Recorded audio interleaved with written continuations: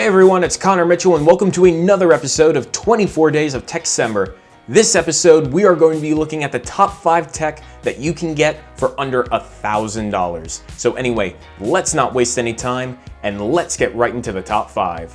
The first piece of tech on this list is the Dell XPS QHD 13-inch touchscreen laptop for $950. This laptop is sleek as hell and has a great screen that goes up to the resolution of 3200 by 1800 and goes all the way out to nearly the edge of the product. Inside, you will find an Intel Core i5 processor that goes up to 2.2 gigahertz. And inside this variant, you will find 8 gigabytes of RAM and 256 gigabytes of solid-state memory. And on this machine, it already comes standard with Windows 10. Unfortunately, there is no optical drive built into this laptop. However, I still think we have more important things to worry about, like the headphone jack.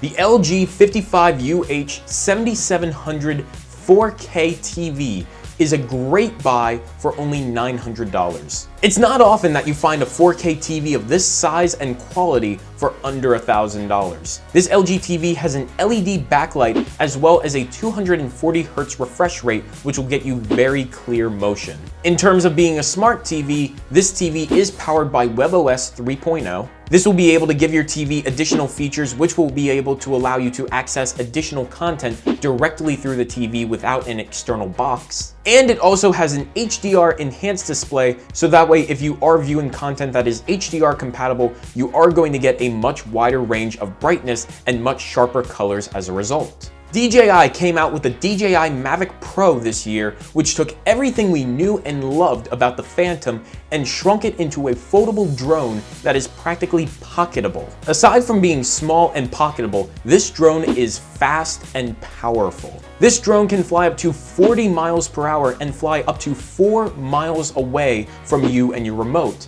And it can stay in the air and fly around for up to 27 minutes. Like DJI's other drones, this drone is packed with sensors that help it avoid collisions. However, thanks to GPS and GLONASS combined with all those sensors and cameras, you can actually fly this drone and maintain a perfectly solid position in the air, whether you're inside or outside. And it has a built-in 4K camera that is completely stabilized, so that way you can get smooth, professional-looking footage from the air.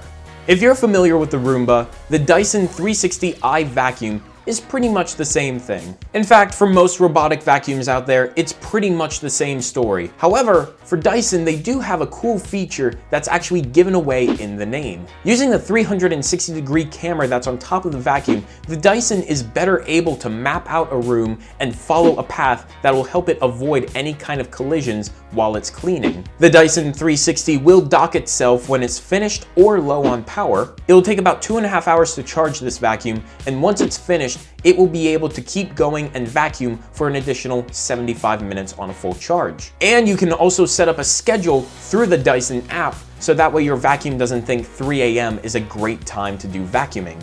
Finally, the headset that got the discussion of high-quality VR started, the Oculus Rift, coming in at $600. The Oculus Rift has come a long way from the prototypes that we all saw years ago, but now it has a much more streamlined design and built-in headphones. This is so that way it will immerse you in both video and audio. Oculus will also be providing touch controllers that will not only allow you to have much more accurate movement for your hands in simulations, but it will also allow you to simulate picking things up in a more realistic way. The majority of games and applications that will be able to take advantage of this headset will be found on Oculus Home. And before you buy this, you will have to make sure your computer has strong enough graphics to handle VR. And unfortunately, right now, it looks like Windows PCs are going to be the only thing that will be able to run this. So anyway, everyone, that's my top 5 tech for under $1,000. Make sure you subscribe to Dragon Rider Network for more 24 Days of Techcember. Anyway, I've been Connor Mitchell, and I will catch you all at the next top 5.